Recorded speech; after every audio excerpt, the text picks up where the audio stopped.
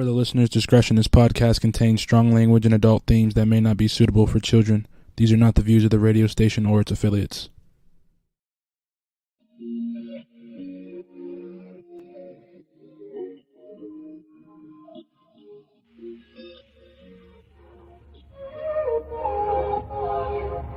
Can we stop the arguing? Can we take a moment where we can calm down? It's just so exhausting. Swinging in the wind, going round and round. I know that we won't say sorry. You beg and I plead, but my heart can't beat until I feel the vibrations. I wanna give you vibrations. I know that we won't say sorry until I feel the vibrations. I wanna give you vibrations, baby. I see me addressing you. Let me put the smile right onto your face, tracing every inch of you. Using my tongue to find your happy place. I know that we can't play naughty. You beg and I plead, and you pull my heartstrings until I feel the vibrations. I wanna give you vibrations.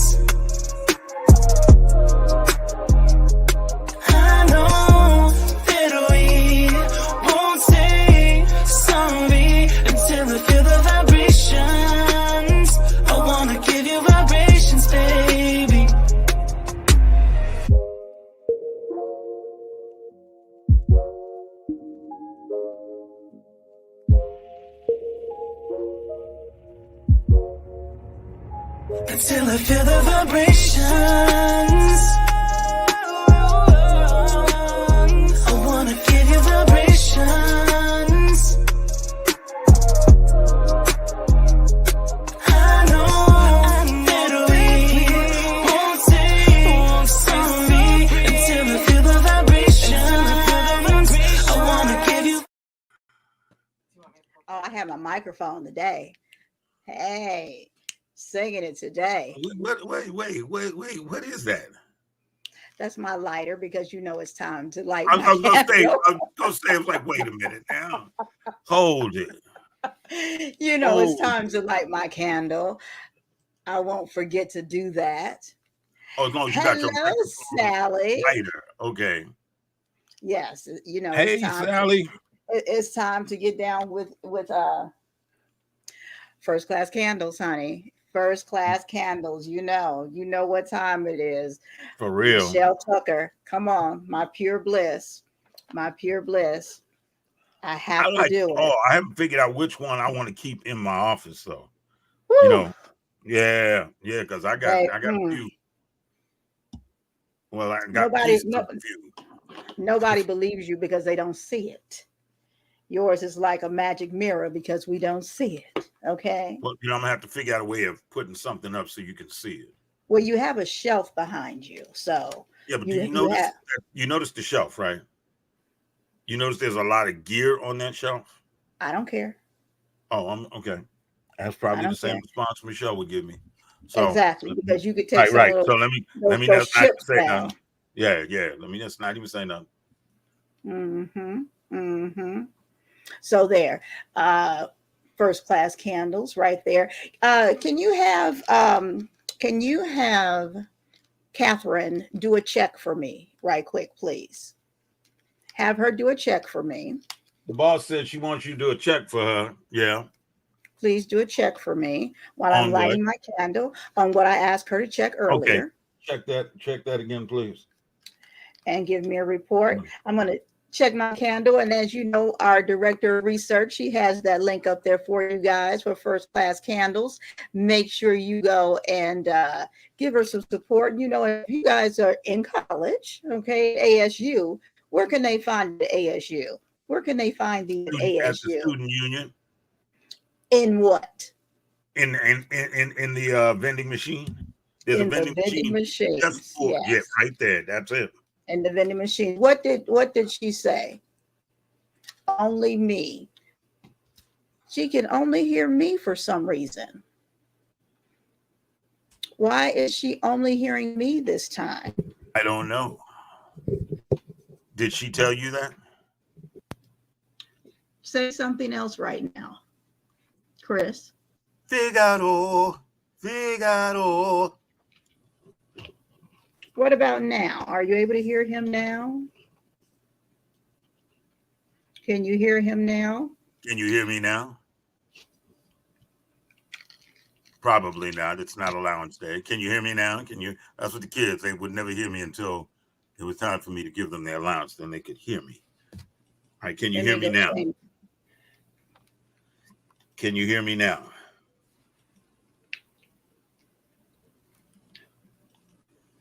Can you hear me now? Houston, can you hear me? Yes. Let's see if you're able to pick up on him a little bit over there now. Can you hear me now? Can you hear me now? Let's give an answer quickly. Only me. All right, then. We'll take care of that really quickly like this. Very simple. Very simple right there. We'll keep that going. But I'm going to get my candle lit so you guys can see that flame going in the background. And I'll have that ambiance. You know, she has a lot of great fragrances. However, because there's a difference between but and however, okay? And it is however for me. I am not brand loyal on too many things. Pure Bliss is the fragrance that I like. You can see the roses in there, and I'll show you the one that I finished. Well, it's not really finished. Before and after. Yes. Right there. And this one will actually still burn. And when you go to her site, to her Instagram page, she actually teaches you how to maintain the candle. What? I am 51 years old, honey, and I have never in life, ever been told how to maintain a candle. Okay? And didn't know anything about it. Knew nothing about maintaining a candle. Nothing about it. Today's class will be on how to maintain your candles. So you go and you spend the money, right? You spend money for these very expensive, nice luxury candles, and then you have what's called waste. Not with first class candles, honey. That's why they had first class in front of it, because she teaches you how to get every bit of it out of there. Okay, so definitely go and check her out. Here's that Instagram page right there, because Sally's in the house. Now, we told you about my Sally, honey. She is going to make sure you have all of the information that you need when you come through here on going down on the mic. She's going to make sure you have all of that. And we have for you coming up today, our guest, our amazing guest. Man, are we going to get some information. I'm so excited. We have, so it's almost going to be like Sesame Street. Honey, she has so many letters behind her name. I looked at it. I was like, okay. Who was it? The count? It's the count that gets the numbers and all of that. But baby, I'm going to read them all to you. Usually I let the guests introduce themselves and say who they are and whatever. I have the page up, and I meant to have some tea, some warm tea for my throat to make sure, but I have it up and I'm going to read all of it to you, baby, because when you have somebody with this type of pedigree, you make sure that you do the introduction correctly. And I'm going to read it. I'm not even going to look at this screen. I'm going to look at my screen over here to make sure I read all of it for you. So she will be here with us later, Dr. Cherlisa Jackson. Okay, she will be with us. Walking through that forest of letters behind her name. He will be with us. Yes. Thank you. Beautiful. Absolutely. You're so welcome. You're so welcome. I've got quite a few links for our guest tonight. Girl, I know you do. I know you do. What I tell my guests, they go through, and I tell you guys all the time, I ask the question, is there anything that you do not want brought up? because my director of research is going to find everything. And she has so much going on, so many amazing things that she's done through research and in the community and whatnot. Sally, I know you were doing the Kermit like this for her today. You are earning your worth today. I'm going to have to get a gift card for you. I'm definitely going to get you a candle and gift glad card. that we got her from Jeopardy. You know what I'm saying? I was praying that Sally was going to be in the house today. I said, because baby, the screen is going to be full of links, full of links. I don't have to do anything hardly today because Sally will have it worked out for me. I'm watching my time up there because I'm excited for the Sally. I will not say 721 today. Not today. Nope, not today. Not today. Not today. It shall not. We might do it at 19, but we won't do it at 21. It will not. You know, when it comes to Sally, I have to say this. When it comes to Sally, people used to always think that Alex Trebek was smart. It's not that. It's that Sally was in the background and she was doing all the button pushing. See, and then after Alex passed away, it was kind of like, okay, well, I better go back to my part-time job over there with Moni and Chris. And so she came over here and just lit it up for us. So I'm glad. Well, I would like to say that today she has admitted one of the 3 letters that we've been. Oh, he disappeared. He disappeared because she finally said it. I'm still here. What you came off the screen. Sally said I was actually offered a job at FBI. Now we've been saying, at least I have for years, and Chris for the time he's been with me, that Sally came from one or the other, FBI or CIA, because there is no way that this woman can find all the information that she finds on these guests. I don't tell Sally anything. I don't give her anything. A lot of times I don't even give her your names. I don't give her your bios. I don't give her any of that. She sees who's on here and we're just talking. We're just talking and she starts typing. That's all that happens, guys. That is all that happens. I don't provide Sally anything. I'd like to just say this. Did you notice her? Look at what it was. She was offered a job with the FBI. Now, because of certain sensitive issues, she can't confirm or deny whether she accepted the job, but she probably had too much information on them. And they were like, never mind. No, ma'am. She's probably no, ma'am. In there talking about, yeah. Now, about that guy, J. Edgar. Let me tell you what was really going on with him. Never mind, ma'am. We may or may not get back with you. Didn't accept the job at the FBI. So you say, okay, we're not going to press the issue. We just leave it as, maybe you were, maybe you were not. Because we don't want no problems. Okay, no, we're just glad to have you. But you we're just glad to have you. It's got an I in it. Did you notice that? What's that? Every place she applied, it's got an I in it. This is true. This is true. FBI, CIA. And you start talking too much and your screen starts blinking. I advise you to back down. Yeah, I think I'm going to shut up now because, you know what I'm saying? And mine is, I'm going to back down too. We apologize. Yeah, we are truly sorry.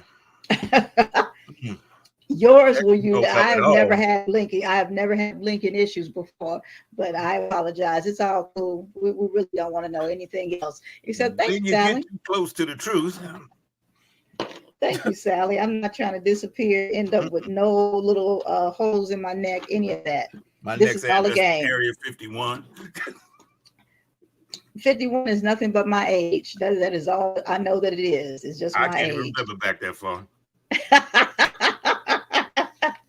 But look, the heat has gotten to us. I'm sure we both were delirious, and that's all that was going on. That's all that was going on there. Yes. Our guest is having a good time down there laughing. She knows nothing about any of this except my age is 51. She's not admitting anything or any of that. She's not a part of it. I'm gonna keep her safe in this situation also. So yeah, that's all that's going on. You're looking at this.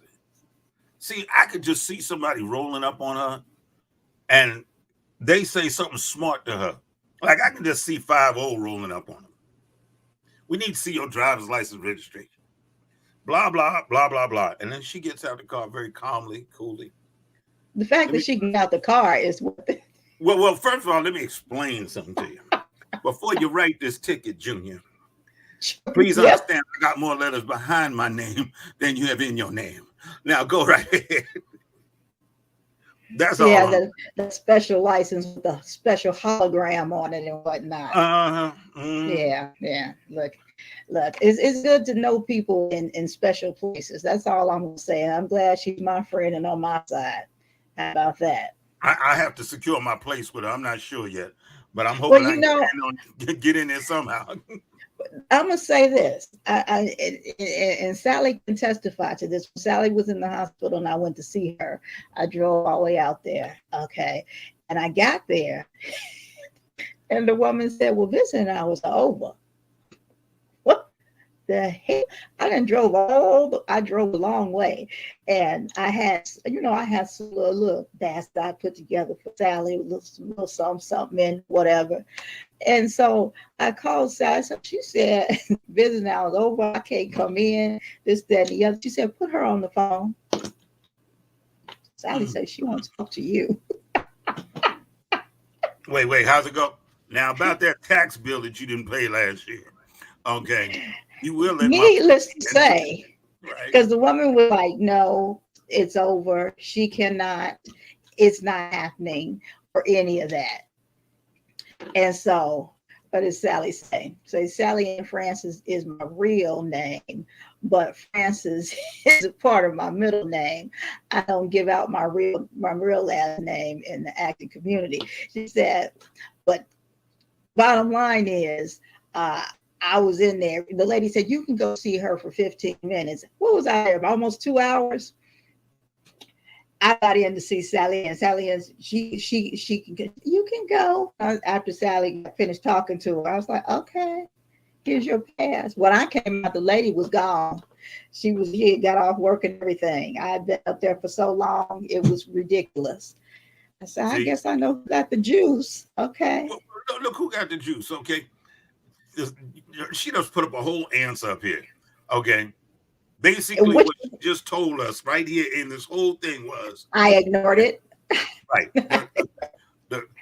Should you or any of your I am force be caught or killed, the secretary will disavow all knowledge of your actions. Usually, I tried not to give it too much attention. Okay. I tried to. What's up, DJ Remix? So we have DJ Remix in the house. DJ Remix is one of the personalities of WUBI Ubiquity Radio. We want to make sure and give him what's up. Go ahead and put your information down there when they can catch you on the radio. One of the best radio stations out there, WUBI Ubiquity Radio. We want to thank all of the WUBI Ubiquity Radio listeners and viewers, because please believe you can watch us on WUBI Ubiquity Radio also. It is also TV. So go ahead and put your information down there when they can catch you in the mix, sir, in the mix. So put that on in there, and I appreciate you showing your love and support for coming and watching us. Yes, hello, DJ Remix. I am watching that clock. It is 7:19. Yes, our guest is getting ready to come on up with us in a moment here. I was going to call up to Kansas City. To my godparents, they own Gates Barbecue. I was gonna call up there and get some barbecue, but it won't get here in time for the show. What are you talking about? What was we gonna get some barbecue because for? I figured since we have all these people online, we might want to get them some food. I was just to see what we could do here. Sally and the FBI, CIA, whatever group she with. Oh my gosh! And then. DJ Remix, he got everybody following him on the air. So we want to we're getting ready to have our guest come on here. It is 7:20, and it's time for her to come on and grace us with her presence. Absolutely. Dr. Cherlisa, are you ready to come on in with us right now? Absolutely. Thank you. Thank you for being with us. Behind the scenes, I see no evil. I heard none. I speak none. I don't know nothing about what y'all talking about. I come in. You just got here. You just got here. Nope. Stop by the number. So That's much. all. I wasn't even supposed to be here. Thank you so much for being here. Thank you so much. We appreciate you for being here. So, like I said, I'm going to turn this way right quick. I'm going to take me a good sip of water. I want to adjust my glasses. And I'm going to go over here. This is from off of your Facebook page that you have. Move my mic a little bit, that you have pinned to the top over there. Well, please go first. Please go. There you go. And it says, finally, I got to have this moment as Dr. Jackson, class of 2021. Many might recall my receiving my degree in May of 2021. Yet, due to pandemic restrictions, walking the stage for graduation was postponed. It was such a challenging thing to accept after spending nearly 5 years working on this degree. I've been grateful for the credentials in the meantime and having been patiently awaiting the moment for everything to feel official with a proper hooding ceremony. This moment has now arrived and it's happening in June. Earning a doctoral education happens to about 1% of the population. And this is an even smaller number for Black people and an even smaller number for Black women. You can imagine how pivotal this moment is for me, my parents, my family, my future children, my sorority, my tribe, and my community. I appreciate everyone who has supported me in this doctoral journey and all of my published doctoral research. At age 37 and 4 degrees later, I stand before you all in a complete adoration of the final educational accomplishment, fiercely unapologetic and ready to serve. Sincerely, Dr. Jackson. I'm not done. Ph.D., Health, Education, and Promotion. MA, Counseling and Guidance. Master of Public Health. BA, Psychology. I'm not done. Licensed Professional Counselor. National Certified Counselor. Certified Health Education Specialist. Now, are there more added since then? I am now a certified supervisor for bringing in new LPCs, and that is the final thing I am adding to my name, and that just happened not too long ago. It's a few weeks ago. All right, sister. Well, we got to find that. We're going to have to put that one in there.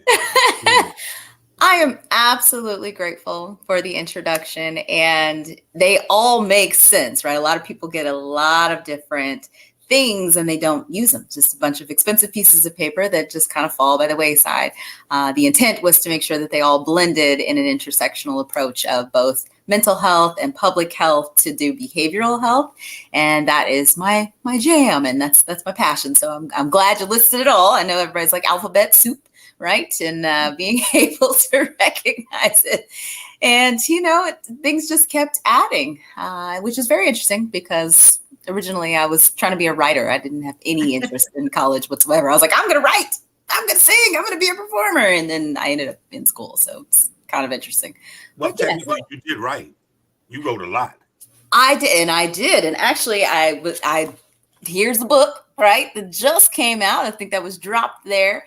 And this is the very first one. Now, have I been writing my whole life? Yes.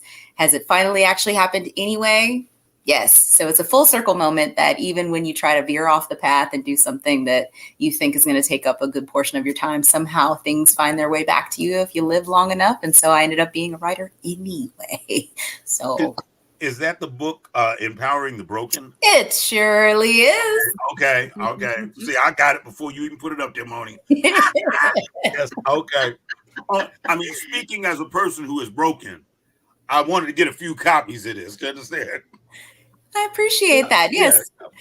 I am grateful that it's actually finally able to be displayed. There's a bunch of different experiences that have kind of led me to the path that I'm on. And I know without having a very detailed conversation about what happened on the course of my life, this was a very dark path or a dark chapter where we all enter into relationships that don't work out so well. And when you get caught up in loving too hard or thinking you can change a person or losing yourself, it's very easy to get into a toxic relationship. And so this is me coming out of it, being a survivor of having been in a violent relationship. And most people, they see this and they're like, how? There's no way. You're just so joyful, this. And I get all the effervescence compliments and conversations, but that has nothing to do with what happens when you love someone beyond understanding and beyond actual change. You get pulled in. And so I have helped clients who come to me for relationships and try to understand how to repair their self-esteem and how to be able to understand their own sexual decisions, and their lives are so intertwined with mistakes that we don't even know we're making because it's such a normalcy. So and yes, I see the comments of going to college basically at 6 years old, and I'm a career student.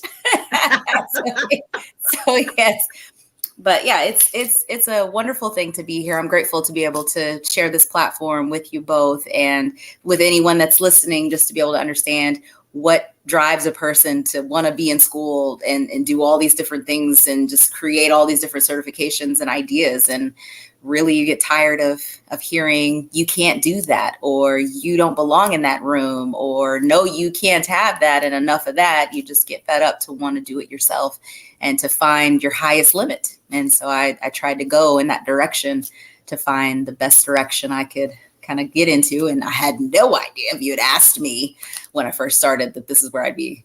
No. Well, I want to say thank you for letting us find out about the book, your book release. Thank you, because we want to put this up here. You also have a podcast, and you were going to share that, Even Me, with Dr. Cherlisa, and it's part of your Therapy Thursday, right? And so I want to share that up there so they can hear more of your advice if they go there on your Therapy Thursday in your podcast, and they can hear more of this great advice and what you have to say and share with them on your podcast on Therapy Thursday, correct? That is correct. And so where can they find your podcast? Right there. Yes. Good job. So the Therapy Thursday, I know that I thought this hashtag was originally to me, but a lot of people like to kind of put themselves under it, but I use it anyway. It doesn't matter, with a big old giant green heart, because I feel like it's going to be mine one day where I can put it on some shirts or something. But Even Me is found on all streaming platforms, really, but Buzzsprout is a place where I actually upload it. So if you end up going to evenme.buzzsprout.com, you'll actually see all the episodes pull up there. But if you have a favorite streaming platform, you just type it in and you'll see it, and you'll see me with this big old giant, smile and all the different colors. I'm really broad and lifelike with everything that I'm trying to do. And you'll find it very interesting, different topics that I don't think many people think about. Their self-esteem being, yep, there I am, there's me. Their self-esteem impacting their sexual decisions in your relationships.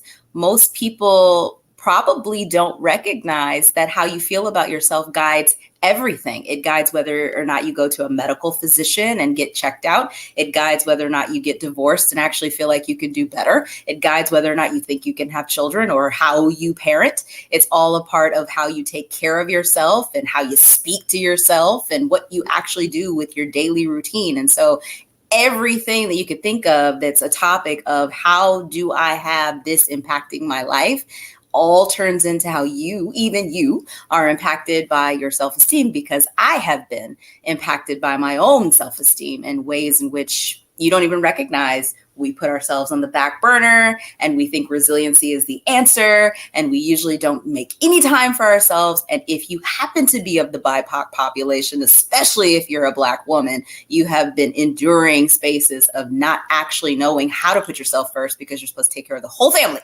And everything in a completely different way as a nurturer and a caregiver. And when somebody says, take a break, you're like, I can't do that. And so you live years, decades even. So you don't know self-care until you're probably in your 30s or your 40s. It's this new phenomenon of what put me first. Oh, I've never thought of that. And so I'm trying to change the narrative of helping us unlearn that we should not be first. Wow. I say, wow, that is what are you I'm talking about? just going, wow, okay. Yeah. That is, and it's not like I'm 51. I've heard it before. However, it is still a phenomenon, and I've heard it. I've lived by that philosophy for so long to put others first that I still need to hear the, hey, put yourself first, put your mask on first, more to be able to reprogram. That's right. So yeah, It's so I hard to still need to hear it. reprogram that. Yeah, I still need to hear it. Yeah, when you've been doing it, I mean, I'm older than both of you. Matter of fact, I think I'm older than both of you with both your ages together. I didn't want to say it. I didn't want to say it. But no, but you was waiting to, so I figured I'd go ahead and put it out there. Because my dinosaur is parked in your backyard. Other than that, you know, it's yeah. When you've been that person that's done everything, and it's okay. Let me do this. Let me do. To hear those two words, self first, is like, are those two supposed to go together? You know, it's a strange phenomenon. It really is. It is. And our culture, if I'm just going to speak flat out honest, we don't ever have never really thought about therapy as a thing, healing as a thing. We're just now becoming a little bit more vulnerable to talk about family business and things that could actually help and save our lives, stuff that we learned to keep silent and suffer silently, and how our religious structure has taught us over so many generations to do it a certain kind of way, where we live in this space of toxic positivity. And we didn't have a name for it, but it's the I'm too blessed to be stressed. No, I actually have depression or stress or frustration, or I'm sad. Let me be something other than happy. I'm not always going to be happy. And we keep pushing this narrative that the only emotion you're supposed to feel is joy, when some days you just don't have it. And it's actually understanding your capacity. And I'm not going to leave the men out, right? Because we're continuing, even though, you know, emotionally we're connected. We just don't give y'all enough credit either for having a later start than most women, because you don't get a chance to understand your emotions until after you have someone who's telling you you don't understand your emotions. Now it's on your radar that you don't. And so there's so many things that we have to fix when we talk about healing ourselves, and it hasn't happened. So self-care, this is not a new phenomenon, but constantly living in a state of, I can keep going. I can put more on my plate. Oh no, it's all right. We live in the normalcy of survival mode. So it's a problem because of that. But I think it starts when we're kids and you hear that first thing of what goes on in this house stays in this house. Right. Family business. Right. So it's like, okay, so whatever it is, we need to keep compressing it. We need to be the human trash compactor and just keep pressing it down, putting more on it. And then when we finally blow, it's usually in a relationship that's beneficial to us, but we have blown at the wrong person at the wrong time. The person is trying to reach in. We feel threatened that they're trying to reach in, and we go sideways. Yeah. And that's so true. And I think it's especially worse for men, you know. Oh, yeah, I'm speaking from experience. You know, I'm telling you, from me, it's like, okay, I've got 9 sisters. Okay, so yeah, you know, I went to college so I can go to the bathroom by myself. It was basically a situation where they didn't see me the whole first semester. Okay, when I did show up, I looked like a California raisin. All right, what it came down to is, you have to do this, you have to do that, you and your brothers have to do this. So for us, it was constantly push. Matter of fact, on one of our shows, it came out. You remember that, Moni? Yeah. One of our shows, it was like just for no reason, but it was a reason. but I didn't understand it at the time. Yeah. And that's where we have to have this one face and speaking, because that's all I am as a black man. We have to have one face in the street. Yeah, I wish you would. See, and then we don't know how to turn that off before we put the key in the door. So when we come in, we're still in that mode. Yeah, I wish you would. But Daddy, I just asked for lunch money. Go get a job. It's like, Yeah, but very true though. right. Very true. You're just there. And by the time you turn it off, the kids are in school, they don't get to see that side of you because you finally calm down. But then the day starts again. You come home 4 o'clock, 5 o'clock in the afternoon, and it starts all over again. So yeah, I've learned how to see it and just isolate myself when it happens. And at $5.29 a gallon, I'm not isolating long. Yeah, but yeah, that's I do see it. I do. So now when you do your show, is your show live? Are people calling in? Or are they typing in a message, or is it pre-recorded, or how do you do your podcast? Pre-recorded. So that's a really awesome thing. I would love to get to a place of being like Frasier and having some sort of call-in show. That'd be amazing. I'm listening, right? I'm listening. But for the most part, it's pre-recorded. Just being able to kind of have a script. There's some sort of a feature that comes in. I am trying to pivot where this is visual. So I like this format. Originally, I wasn't so sure when I first started that I wanted to be able to do that. But I know now that because people are asking for partnerships and they want to come on the show, and I'm trying to structure that before I just keep sprinkling things in. I want something that's a little more solid and being able to do it every single episode. And so right now it's pre-recorded. But the goal is to get it to where it's live, or that there's an opportunity for someone to call in and be able to give something in real time. But doing it on like IG Live, I think is one of the things most people do. And I'm not really going to do that platform. I think it's limited in so many different things you can't really do. And the same thing when it comes to Facebook Live and things like that. But StreamYard is awesome. I think this is something I would love to kind of do. We'll talk later. Talk later. This actually gives it credibility. Yeah. When you have something like this, a platform like this, I mean, let's keep it real. Facebook is about everybody's drama. Instagram. Was harsh. No, it's the truth. Okay, you go to Facebook, That was harsh. and all you hear about is everybody's drama. Well, let me say this. Let me say this, because that's partially. But let me tell you, when you have a third party like this, the main thing is you own the material. And so you are able to pump out too, because like right now, 1, 2, 3, 4, 5, 6, 7. I'm pumping out 7 different platforms right now. What? At the same time. 7 platforms? Hold on for a minute. Awesome. And get out of here. I know we was coming out that many people. I thought it was just us. I'm sorry, my bad. And so, but one of those platforms then pumps out to 7 more at the same time. So essentially, we're pumping out to 14 in all together. And when you do that, so Facebook and all of its rules don't apply because they don't have control of it. Noted. So like so it's a whole nother thing, and we can talk about it later. It has so many benefits to it and so many different controls and other things that, we can talk later. We can definitely talk later. Something will be preempted until later. What you saying down there, Buffy? Hey, Buffy, my love. Collaboration and owning your own material.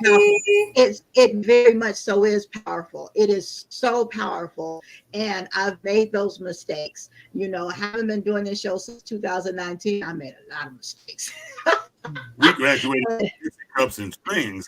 And I don't mind telling other people. Like I will tell you, honey. I will tell you and not have a problem. Hey, Latoya. Hey, Love. Hey, Buffy. because there's nothing wrong with sharing and letting you benefit off of my mistakes. No need to sit here and watch you make the same mistakes. You know what I mean? It's absolutely not a problem. It's the real currency these days. Absolutely. And places like Facebook and Facebook is notorious. They will take your stuff and chop it up and mute it and Right. let's not even get to this monetization stuff right now. I'm just furious, but And So, they'll man. tell you after they cut it up that they own it. so Correct. I want to hear about Doctor of Health and Education and Promotion. Tell us about that facet of your life, please. Sure. So it aligns to the Master of Public Health that you mentioned earlier. And my research specifically was for African American females and herpes simplex virus 2. It is so overrun and a lot of different things that we are not talking about. And if COVID and the pandemic taught us anything, is that symptomology is not the only way that you can be infected with something. And so this is a particular infection, and all sexual health diseases and prevention that could be happening, right? And all the different infections that we have in our entire lives, we're disproportionately impacted as African American anything, right? And so I wanted to find out, well, why are we not talking about it? And really their entire, and I say there, and we understand there's the alphabet people, we'll just keep them as the alphabet people. They have different intent on what they put out. And so if I can't monetize certain things at this time, I won't be able to make an impact. The biggest thing that I found in the research is that most people are saying, or have at least found now to be the thing that they're kind of advertising, is that we haven't said anything because we're finding out that you can test false positive, right? And a lot of different times we go to the doctors and the medical physicians and the healthcare professionals and anybody who has the ranking to test you, you think that you're testing for everything and you're not. So that's the one thing that most people are not aware of. And if you don't actually have a printout of your actual test results, you're thinking you've tested for everything. And you're like, I'm good. But unfortunately, you aren't able to see everything. And so you have to know and understand symptomology is what we're taught in sexual health, but we don't actually have everything as symptomology based. And so this is one of those infections that is not about symptomology. 50%, at least on record, and that's not everybody that's ever been tested on this planet, but 50% has been found to be African-American females that are literally impacted. And so if that is the case, and 30% goes to males, we have 80% of people that are impacted with this, that are walking around, don't even know it. And if you test for it and it's not an actual active lesion, then you could be falsely positive. That's new information. So a lot of these years that we've been telling people you have this infection, we're now having new research that says that's not actually accurate, because if I test your blood and you're within this range, you could have a false positive. The same way when we find out for having COVID, that if I test you with a certain test, it's going to look like your antibodies are still there when you don't have an active infection. The best example I can give you, so a person who's already been healed from COVID, you take a certain kind of test, it's going to clear you and say, yeah, you've had it, but you no longer have it. That's exactly what they're finding out with HSV2, is that you've been exposed, but you don't have an actual infection. But the only tests that can do that exist in one spot, and they can't do it widespread because it costs too much. Even when you don't have insurance or you try to do it out of pocket, each test is like $200. That costs a physician a lot of money. So a lot of people, including the alphabet people, have said, if you don't actually have an active lesion, don't worry about it. You don't have a problem. And that's what's in the research now. So all the things we keep decorating with cold sores and fever blisters are actually HSV1. We don't want to talk about that. We don't want to say it, but that's the most common form. So anyone who's ever had a fever blister, anyone who's ever had a cold sore, anyone who's ever been infected in that way and could have had it as child, rearing, anything. So I may have been kissed a certain kind of way from a parent that was shedding this virus to me. I may have used this chapstick or something. This is new information. So that is where my heart rested in it in the master's program, was like, why is nobody talking about this? And we used to see the Wrap It Up campaigns and lots of PSAs to tell us about our health. And now that's not what you see. They don't even have the funding geared towards that, because it's very much so in HIV, and it's stayed there for so long. And I know your faces are like, what? I want to go backwards right quick, and I want to try and put this in a child's view for me right quick, and because of information that I have been told and heard and everything, because I used to work in the hospitals and all that stuff, and okay, so are you saying that because it used to be you have to have an active lesion in order to be tested for herpes? Mm-hmm. Are you saying that that is not the proper way to test? That is new information that has been stated, that if you have an active lesion, great, come on in, we'll test you. We have the ELISA that will actually find out whether there's an active infection that will show up on this test. But the thing that they don't say is whether or not that active infection is for life. That's what we've been told, that you can't get rid of it. It stays dormant. There's something there. But what they're not explaining is that that's the antibodies of having been exposed. It's not an active infection. And so when you test the blood, they're saying now, well, you test the blood, we can't confirm that doing that is going to actually give you saying that you have this diagnosis, because in the event that it's within this range of like 0 to 3.5, I think is the number, it's showing as kind of like how you're undetectable. When we think about undetectable in HIV, and you have this rarity of actually passing it if it has a low viral count, that's the exact same information that's being advertised now. Is we probably should have told you that you don't actually have an active infection. It's the antibody exposure and the test we're giving you. And I give you a perfect example of that. A person who came into me, I used to do testing for the community and the county for Fulton County. And I used to be the person who drew the blood and do all the little rapid tests and things like that, right? And so when a person came in who had an active HIV infection, but had a low viral count, on a rapid test, regularly pricking the finger, it came up negative. Because those tests are only for when I count your viral count, your viral load, whether or not it looks like it's an active infection. And to that test, it looks like you've been exposed. If I take a NAT test, which actually looks for the Western blot and all the stuff that you can't find that's been there, but it's not there anymore, that's the test that's going to show up positive. So the same thing that's happening with HSV2, they have the cheaper version of the test that just tests for antibodies, but they've been telling people that this is the test that tells you have it forever, because it's always going to test for antibodies if you've ever been exposed. They're not telling you there's a Western blot we're not taking that exists at the University of Washington. It's the only place that's actually been advertised to have it. That's the problem. So I saw that and I was like, I'm dedicating the research to this. Everybody must know this. But you have to tread lightly with exposing different entities, because things do happen when you move faster than what has been advertised willingly. So you have to actually partner with individuals to say it gently, because you can't just run a truth campaign, right? Same way that they used to do. You're not going to be able to do that, because you're going to turn this whole country into a frenzy of, why have we been lied to? And so you have to look at the research, like this thing that's scrolling at the bottom, find it, read it, look at it, because I actually have my whole 200-page dissertation I can give to you if you want to read it. Has all the interviews I did with people, all of the CDC information, the World Health Organization information, all of the task force people, anybody who's had input at all, period, point blank, in sexual health is included inside of this information. And it's just stuff that is not widespread. So yeah, I know. We don't have time to cover the whole thing. I know, right? Like, this is my jam right here, honey. I could stay here all day. Look, I'm sitting here saying to myself, okay, because you mentioned somebody who presents with the lesions.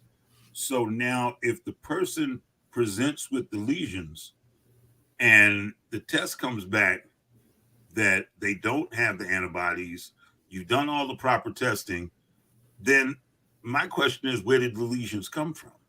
Great question. So if you're testing lesions, the likelihood of having an infection is there, because there's actually something that you've been exposed to. You have proof of that. There's actual symptomology, and the test works with symptomology. If I test you for thinking that there's symptomology, I'm actually testing your blood only for antibody exposure. I haven't actually tested whether or not you're active in your infection. That's the part that's not explained. So in a chlamydia test, a gonorrhea test, anything that's an HIV and any other hepatitis B, the whole list of anything that you can think of when you're testing for it, depending on the test they give you, that's the result that you're going to get. And so depending on your viral load and what's actually happening with your body, even down to syphilis testing, if it's so latent and it's far beyond whatever, you may not have symptoms. Like there's so many different things and it's layered, but they're just like, go get tested. Then you get this printout without an explanation, and there isn't a whole lot of health literacy to even know what to ask. So you're looking at something that just says, I have it, and they're telling you, yep, you got it. And then you just take that information, and for years you assume. So all the individuals that I interviewed, anybody that you talk to who's ever had to have this in as information for them, that's the number one thing that they go to, and realizing I was told it's forever. And then you go down to google.com search of stuff and you're going to find it's forever. You can't get rid of it, but they're not explaining it's the antibodies you can't get rid of. Absolutely not. If you ever had a hepatitis, the little vaccine, the titer series, then yes, if you're at least a little circle on your arm. Well, if you ever work with blood, if you ever draw blood, they make you have that hepatitis B insert, like you're going to have that to protect you. And if you take that test later, it's going to show that you've had a series done, but you don't have hepatitis B. It's just an inactive vaccination inside your body. And a lot of things that are run that way, that's what pulls up in your system. So the same thing with COVID, the same thing with if you've ever had syphilis, the same thing with HIV, the same thing with any infection that has ever been antibodies in your system. That's what you find. But that's jargon to the public. So it's just easier to say, you got it. You got it for life. That's the thing. You're sitting here with this printout of 925 things that they found, that they said they give you this paper. And you're sitting there going, okay, I might as well just call it quits because I got everything on this paper. And I might as well never wrap up again. Wrap up. Look, I'm not even going to let it come out. Okay. It's like, you know what I'm saying? No, stay. Yeah, but no, seriously, some people take that perspective of, I might as well not wrap up nothing. No, because I already got it. And what am I? I'm not protecting me. That's the thing. For me, that's the beauty of having especially with herpes. And especially with herpes, because you're told you got it for life. It's nothing else you can do. Blase skippy bobo. Exactly. And the research even shows that, and it was specifically for women that was highlighted, this specific thing I'm about to say, is that we stay in relationships based upon the connection, and it's far likely that we're not going to be able to actually have a disconnect or something where we start asking for condoms and certain things and all sorts of information where, yes, I'm going to stay with you based upon you being with me. I'm excited to be in a relationship. I'm excited to be something that I can to be and to call my own. And so I'm likely to stick around in a relationship where you could cheat on me. You could give me something. I might not put that condom on because we're wanting trust to just be around in something. And so the research is saying I'm more likely to just be excited to be here. And if I start bringing up testing conversations and all these different, it's going to look like you can't trust me. So I'd rather us just be in a position of taking the condoms off when I trust you and not having a testing conversation. There's people that have been married for years and they say, oh, I don't need to be tested. I'm married.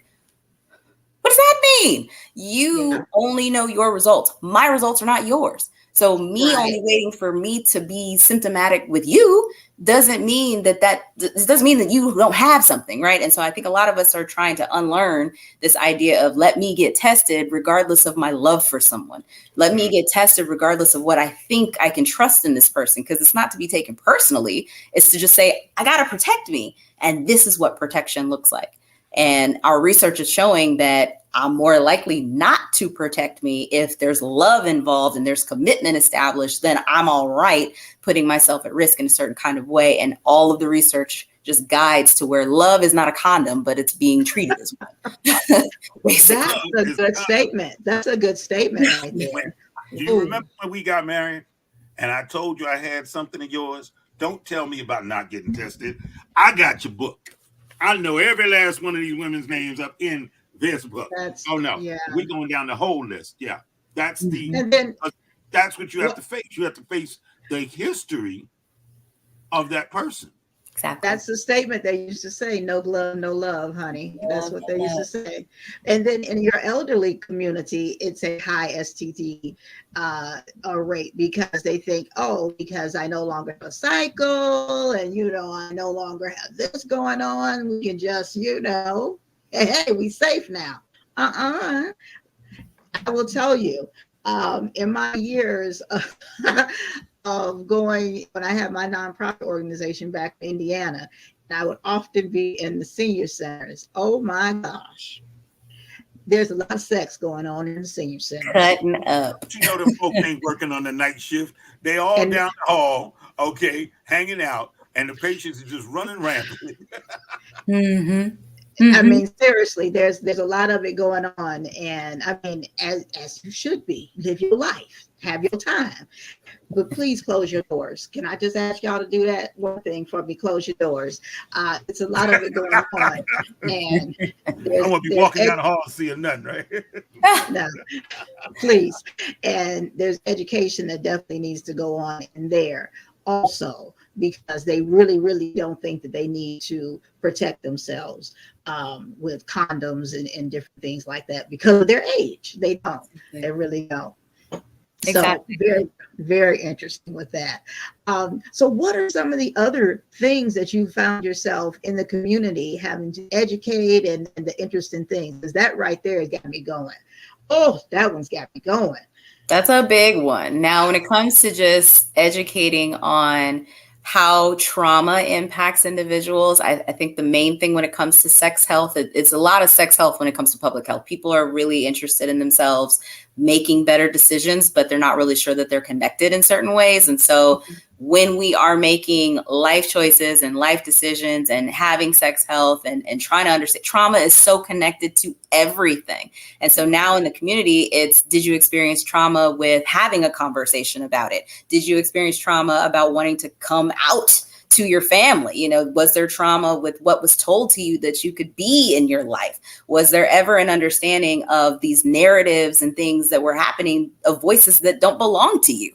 And so when we're talking about public health and what's actually a public health problem now, it's mental health not being addressed and how we literally are impacted by what we think every day. I use a modality of rational emotive behavior therapy, and it's kin to cognitive behavioral therapy, where you really have these thoughts that get you stuck. And it creates a life of you not really understanding that things trigger you to have these beliefs about yourself. And then you should all over yourself and say, I should be doing this. And this is what it should look like. And all these things where you wag your finger at yourself. And all of the narratives that are painting this picture for you, most of it doesn't even belong to you. Some things are from family dynamics and generational patterns and curses that we haven't released. And that's what's found in the public health field and the mental health field, is all of these things that we're not unlearning. And so most of it is trauma related and mental health related and sexual health related. Literally, there's this bridge that needs to be happening between having conversations that we actually have the information to have. I cannot have a health literacy conversation if I don't know what to ask. But the current models put it all on the person to have that conversation with your providers. Every time they'll tell you, talk to your healthcare provider. What if I don't trust the medical field? What if I don't even know what to say? How am I going to bring it up? And you're putting it in me, in my hands only, to make better decisions, but you haven't educated me. And the systems that are out there and the resources that are out there are misinforming me. So when I come to you and I ask you, I've WebMD'd myself to pieces because that's all I got. And so we're trying to find better ways to be able to educate and inform. And I want informed decisions for people. We have got to quit creating this thought that, well, if I give you too much information, you're going to make all these decisions. You're going to do it anyway. I think the most popular is, let's not tell young people about condoms. They want sex anyway. They like the idea because they've seen it in their television shows. They've been immersed in hormones all day and they talk to each other and they're Googling stuff. They have way too much access. So you're not doing them a service by holding it hostage. These kids are doing things way younger than you are comfortable hearing about. And I'm talking to them. That's how I know, because I'm like, oh, you're 8. what do you mean you're right? And stuff like that. Parents have got to get out of the mindset, and law officials, stakeholders in any capacity have to be able to embrace this is the community we have right now. It's not just adults having access to this stuff. These kids are doing drugs. These kids are drinking. These kids are having sex. These kids are talking a certain kind of way. They're violent. They're obsessed with certain things they don't need to know about. Accept that. Now let's make different decisions, and the traumas that they're experiencing and how we're broken, bleeding on these kids and bleeding on each other, and we're not fixing anything. We just keep making new problems. Not giving them great avenues to be able to get quality information. Exactly. It was weird because I remember living in Kansas City, Missouri. Oh, you're Kansas. So you mentioned Kansas City twice. I was like, I'm Kansas City native, Missouri. Yeah. Oh, that's scary. Uh-huh. Yeah, so I used to work with Mayor Cleaver and Alvin Brooks, and so I remember we'd have these conversations down at Ad Hoc about what are we going to do with these kids every week, every weekend, Thursday. And when I say weekend, it started on Thursday, Friday, Saturday. Alvin Brooks and I would be riding around the city because something was jumping off, and it was usually either gang related or sex related or something. And these kids had no idea what they were doing. There was no resources for them to learn, no anything. And then when we go talk to them, we look like Martians with one eye in the middle of our forehead. Like, what are you talking about? Really? Okay, how about a condom? A what? Right. Like, really? No. So I'm appreciative of everything you've done to try to put it in a learning format, because that's what was missing. The learning, the learning and the asking questions of them. Like you said, you had the 8-year-old. They told you this. You what? Okay, but you didn't stop communicating. What? Okay, let's move on. We broken that as we are. What? Okay, you on lockdown. Right. Okay, what? Okay, you on lockdown. See, we're back in Big Mama's time. Okay, we're living the way Big Mama taught us how to live, and you bring a new approach to it. It sounds to me like it's a more youthful, cohesive approach where you meet them on a certain level. You meet people. Let me not say them. People on a certain level, and you adjust accordingly. So I like it. I appreciate the affirmations. You're right. There's a child in all of us. And even though we're chronologically older, there's all these different people that are walking around in their 30s, their 40s, their 70s. And we're assuming that they're actually the age that they are, but they're not. We're so emotionally stunted.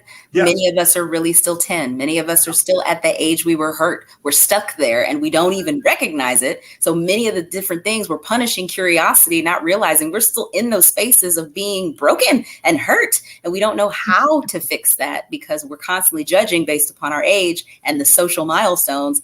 This is what it looks like to be 40. This is what you need to be doing at 18 and 21. But I haven't equipped you.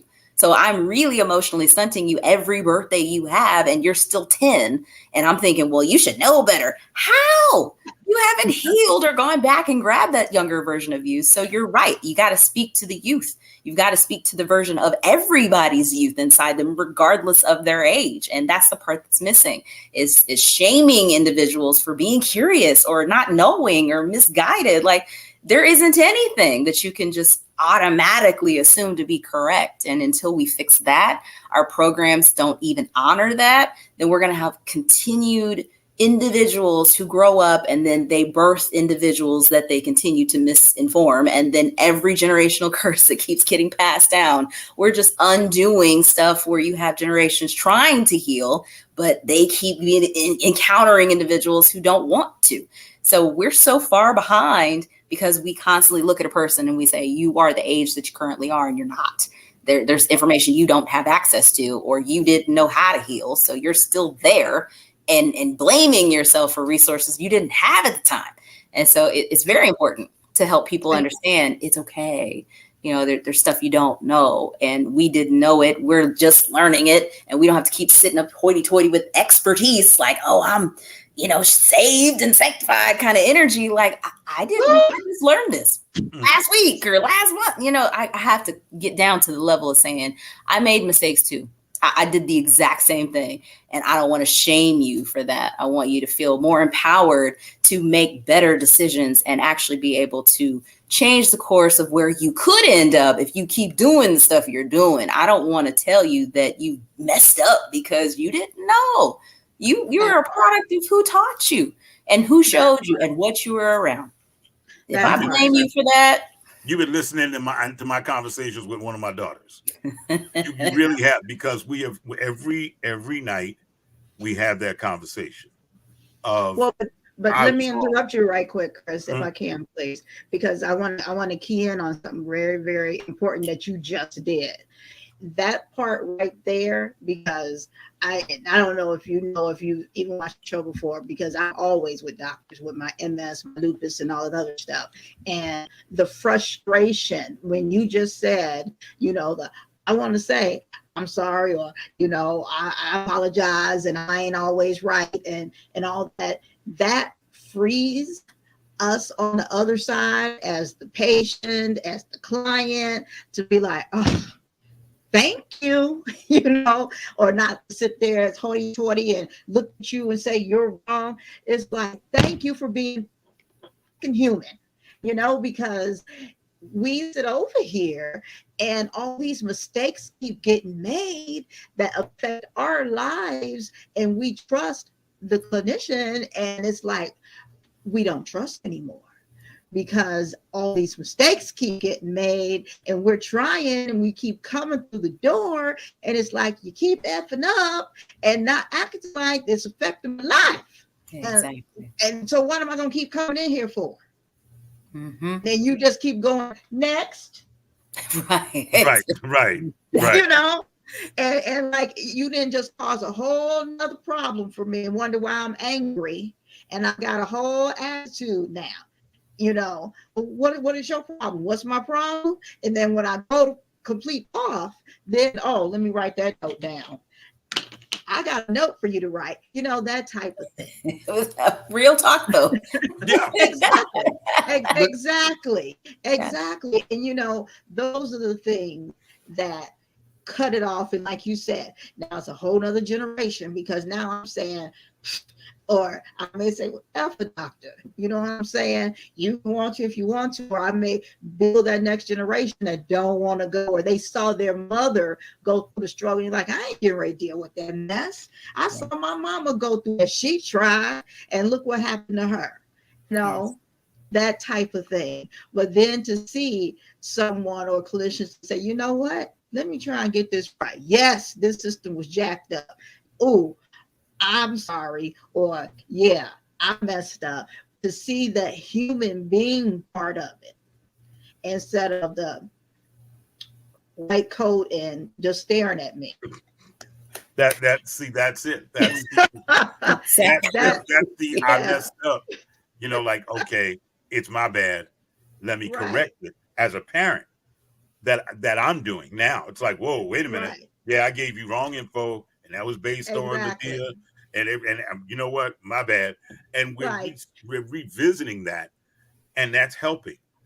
Right. But you want to try and teach me to do that with your plan that you give me, but I don't see you doing that as a clinician to me. So how is that working? Right. I want to bring your website up here for the people to see, and maybe you tell me a few things that you like to show the people in here. We're on the same page. I've been looking at this all night. I get down to the bottom for them to maybe look at through here, because I could go through every single thing for your services.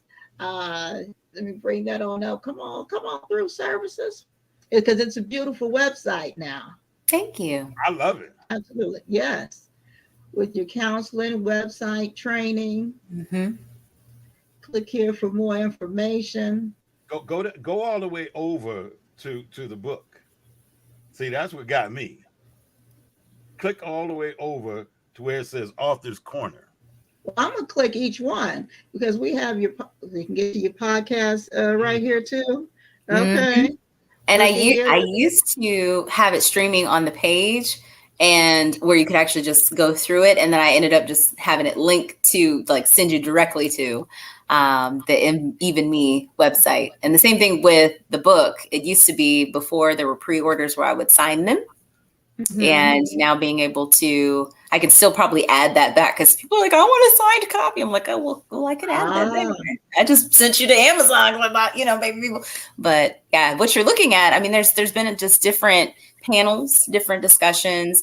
Sex in the Dark is a big one for Emory. They have it every year. We usually just come in and educate the students. I'm super excited that they do that because they come in with so many different questions and individuals aren't talking to parents. I know parents are like, you could tell me anything. I don't want to talk to you. I want to talk to somebody else. Because the first time I tried to talk to you, you jumped down my throat. Correct. That whole relationship. Exactly. Right. And that's what people assume that that's where you would want to get information. The only thing that you're really doing is trying to make people understand that they can be trustworthy with you and they can actually talk to you and that they can have reliability in what they say to you and that they're not going to be judged for sharing life experiences. And the minute that you give somebody the idea to close that up, then they don't really want to come back to you to both of your points that you already made. And so these different conversations that I've had, there was an NPR opportunity there too, where we talked about hookup culture and differences between people that really are looking for love and romance, but they're in a dating culture that is really fast with microwave results and constantly pushing out moments where we don't have patience. I had to sit by a phone, like many of us on these, in the chat and right here talk. You had to sit by the phone and wait for somebody to call you. You had to wait for somebody to ask you for the number. You didn't just get to scroll through a social media page and find all these endless resources. Like dating is different now. Resources are different now. Relationships look different now. And people are finding out that they're picking too quickly and our divorce rates are really high because we don't have the patience. But that's what all of these conversations have been that you're scrolling through. And his Facebook page looked good.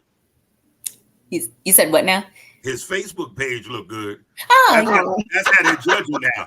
They're judging by what his Facebook page. Correct. Right? They're judging by how many friends he got, all kinds of stuff, instead of like putting that time in. Yeah. Yeah. We are a microwave society. I will consistently advise it because we don't know patience, even with ourselves. We're like, I want the fastest internet. I want the fastest weight loss. I need the fastest everything, even including down to my service on my phone and the way that I need these commercials are popping up on my TV. Like we have no choice but to listen and wait. I had the same experience y'all have listening for Quiet Storm and putting a tape in a little thing and waiting for your favorite song to play all day because you just couldn't push forward something really, really fast. But now that's where our heads are. So, I want to pay extras because I don't want to watch the commercials. Wow. That's where we are. That's $4 extra. I don't care. I don't want to watch the commercials. Yes, I don't want to wait 3 minutes. That's you can do something extra with that $4. That's not my $4. We not watching the commercials. So sad. But I'm admitting that is me. You have the link on here for your book also. Thank you. That is there. Yes. Go back here. I'm so grateful. Yeah, that Amazon page got me. Now I got to figure out how I'm gonna get my autographed copy. I'm gonna add it back to the website because you're not the first person who's asked, like, could you please just sign this thing? And I was sending it to your house. So it's really just, there's a message for you. You can actually type in what you want me to write as if I were at an actual book signing. Wow. And I took it off because I was like, I don't know if anybody wants to still, but people are like, where did it go? I'm like, oh, okay. I'll add it back. That was a good way to get a feel on, see if they really were paying attention and if they want it also. That was a good way. And they're like, where is it? Yeah, right. I was like, oh, y'all are paying attention. Okay. They love me. They love me. Hey, I'm clicking on the one that says, where's the page at? That's what I'm looking for. This is really a nice website there. And I'm also showing, I love to show people's websites and show all this. We put the links up there and everything for them, but I like to show them. And it also, I think, gives other people a nice chance to look and see and consider what they might want to do for their webpage also. I appreciate that. Well, shameless plug, it's Wix.com, and it's me. Like I've actually assembled this website based upon the vision that I had. Yeah, Wix is awesome for that. So if you are interested in building your own, or if you're like, I'm not a web designer by any means, but you have an idea of what you want it to look like. And so there's a mobile version that you can actually click through. It looks very different than this because this is your actual just span of things, and it's going to change. It'll change in a minute because I would rather have someone who does this for a living so that all the different changes, I don't have to go and do it myself. And I have had some different designs that I followed or looked at, and I was like, okay, I kind of like them, just piecing stuff together. So if you are interested, anybody listening who's like, I want a website, Wix.com, they will do, and they have the AI generated version now. I don't have that version on here, but it actually creates the whole thing for you when you type in your stuff, and then you just plug in and drag and drop pictures if you want. So you can even do it that. This is from scratch. So I was like, I don't know what I want it to look like. So I was just moving stuff over. But yeah, they have that option. So I'm thankful that you're showing it. A lot of people probably need to see all the different affiliations and things. These are things that I'm involved in. I got down to the bottom of the page. I was like, okay, fine.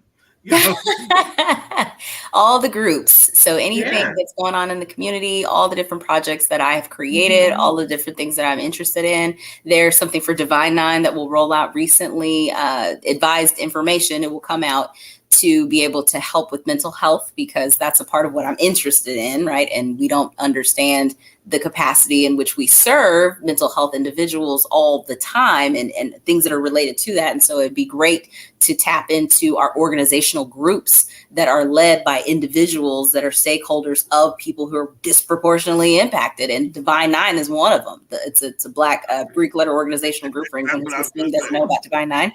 But I was like, okay, now see, there's probably like two of us on this broadcast, maybe three that know what the Divine Nine are. And I'm like, now people are going, oh, see, that's another cult thing they got going on. The Divine Nine are the Black Greek fraternities and sororities. Please check your HBCU. Oh, never mind. Absolutely. That'll be a whole nother thing for y'all to look up. But yeah. No, that's a good thing with the Divine Nine. Yeah. Thank you. I know there's some other questions over here. I did like Sally's request. I know that you had asked about the NAT results, and yes, that is it. The NAT testing is what we probably should have, and that's the Western University of Washington location, and that Western blot that's there. We need to probably have a conversation with the individuals who control that decision, and we don't have that. And so, yes, you're accurate right here. This information is what will lead you to that conversation. And then you also mentioned different things about before everything arrived, back when we weren't even talking about things that existed, and things popped up around the 70s and the 80s and the 90s, and we weren't having different conversations at that time, but we should have been, just in preparation. But we didn't know. Another kind of example of not having the resources back then to know what to do that we know now.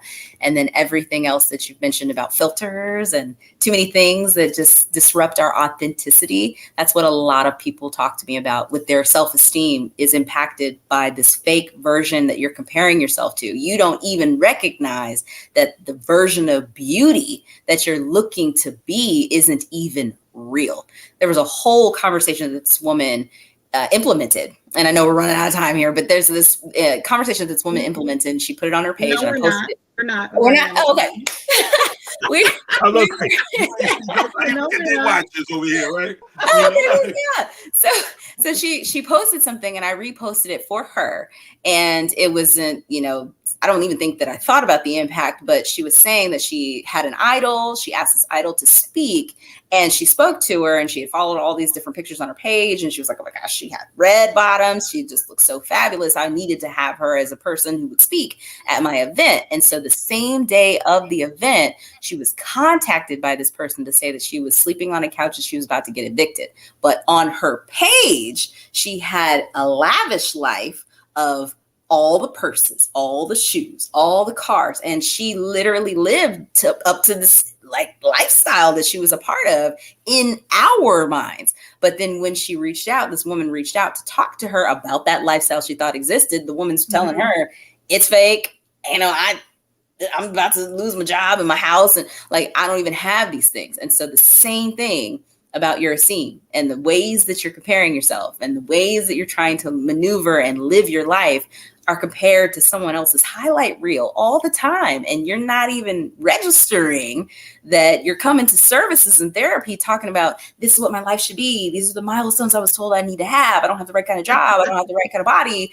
And you're comparing it again to somebody's filter.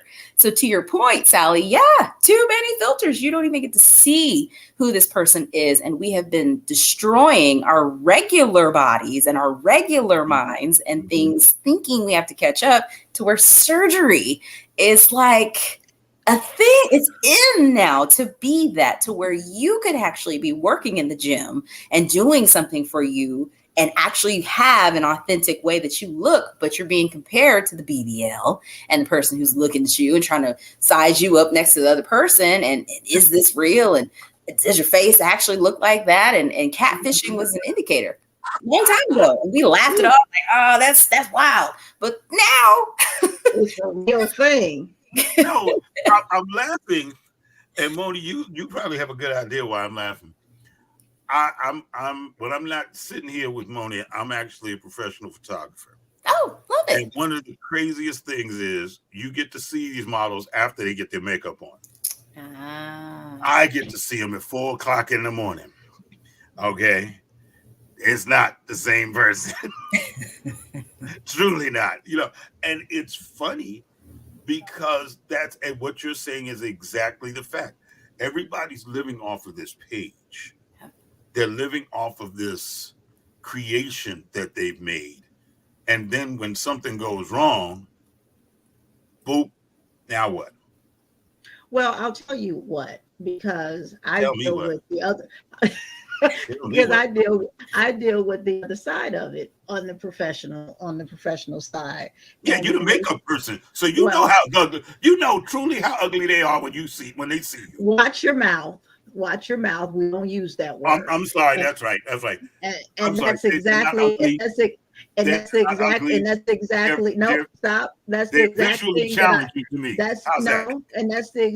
that I deal with in Hollywood, because when they sit in my chair and the things they say about themselves, and then when you sit in my chair and you say something negative about yourself, you're required to say 3 good things about yourself. Yay! I love it. I said, you didn't do that to me. There are other reasons why. Okay. I just wanted the truth to be, I wanted to be transparent here. Okay. Exactly. I was talking bad about myself and you was like, well, go ahead. Keep going. No, not at all. So not at all. That's not true. I'm teasing. That's not true. I'm on you all the time. However, yeah, you can't do that in my chair. Not at all. You're required immediately to say 3 good things about yourself. It doesn't have to be physical. You must say 3 good things about yourself. I don't go for that. I don't go for fishing for compliments, and I don't go for, I'm this or I'm not that, or no, 3 good things immediately. I love that. You have to do it, because I'm like, no, this is like the industry. This industry is hard and rough on these people, and it chews them up and spits them out. And we're not getting ready to sit in my chair and I'm getting ready to put all this stuff on you and make you look like snatched and look like this. And then you're going to think, oh, I look pretty. You look pretty before I do all of this. And that's what you're getting ready to figure out before I touch you. Because ain't nothing getting ready to move until you tell me that. So yeah, I play 0 games, 0 games on that stuff. So now I want to bring something else up on the screen. There you go, right there.